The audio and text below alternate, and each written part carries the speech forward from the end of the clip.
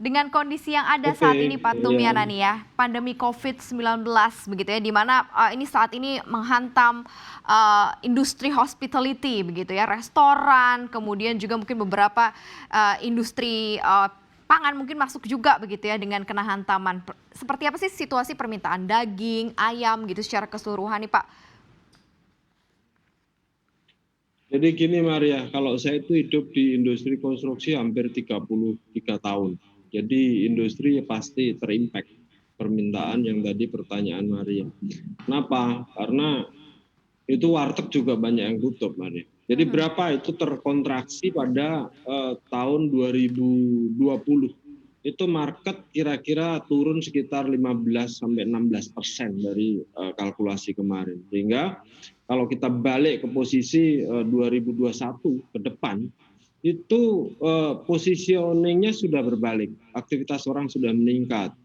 UMKM sudah bisa melakukan transaksi dengan digital, terus kebiasaan orang berubah, sehingga bagaimana sekarang WMU mendekatkan barang ini kepada end user itu jadi Mhm. penting. Gitu. Jadi penting bahwa produksi kita semua harus didekatkan kepada end user dengan cara bagaimana kita develop channel distribusi sehingga semua proses mobilisasi barang kita itu menuju hub-hub kecil yang kita siapkan di dalam lingkungan-lingkungan yang ada. Jadi development kita itu masuk ke provinsi, kita punya hub, masuk ke tingkat kabupaten, dan masuk ke kecamatan.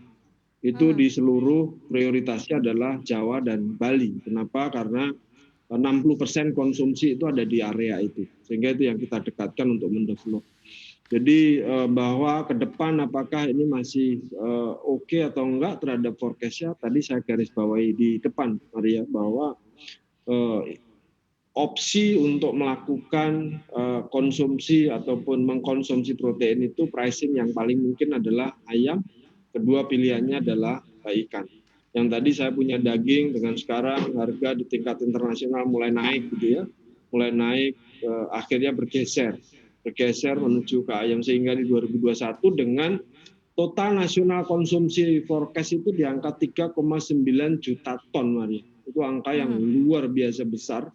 Kalau Widodo Makmur memforecast pada tahun ini itu angkanya di 4% nasional market share dan akan menuju ke angka 15 nasional market share pada durasi 3 tahun ke depan.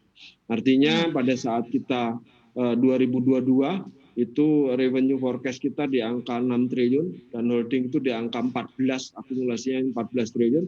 Itu kalau 4 triliun saya turunkan dengan laba forecast di tahun 2022 itu di angka 700, sehingga kalau kita compare kepada PE di market, itu rata-rata harga kita harusnya sudah divaluasi di angka 700.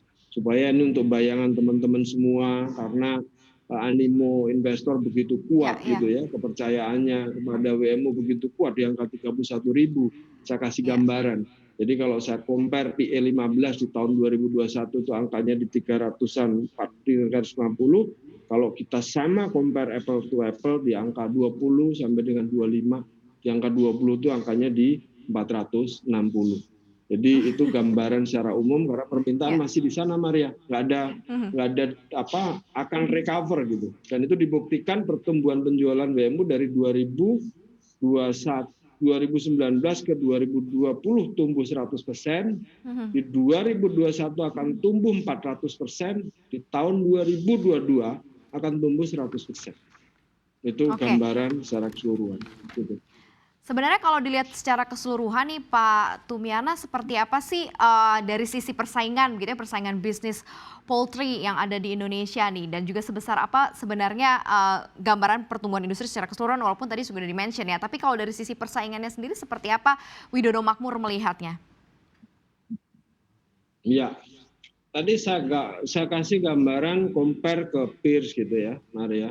WMU mengambil strategi berbalik, bahwa market itu ada di 3,95 juta ton. Itu kalau saya rupiahkan kira-kira angkanya sekitar 120 sampai dengan 120-an triliun. Kalau saya kalikan produk turunan tambah satu lagi kira-kira di 240 triliun. Nah, WMU punya produk turunan sekarang itu di angka 54 item dan akan develop pada durasi 2 tahun ke depan itu menjadi 700 item. Itu yang mendasari pertumbuhannya. Nah, persaingan di market. Tadi saya sampaikan di segmen sebelumnya bahwa margin yang paling tinggi itu didrive oleh downstream, yaitu karkas dan produk turunan. Yang lainnya itu sebagai sarana produksi, baik itu di GP, PS, grain parent stock, terus broiler farm, itu menjadi support. Kebutuhan nasional akan meningkat dari 12 menjadi 16 kilogram per kapita. Kalau itu mengalami peningkatan, artinya apa? Artinya yang 3,9 juta tadi tahun depan akan menjadi 4,4 juta ton.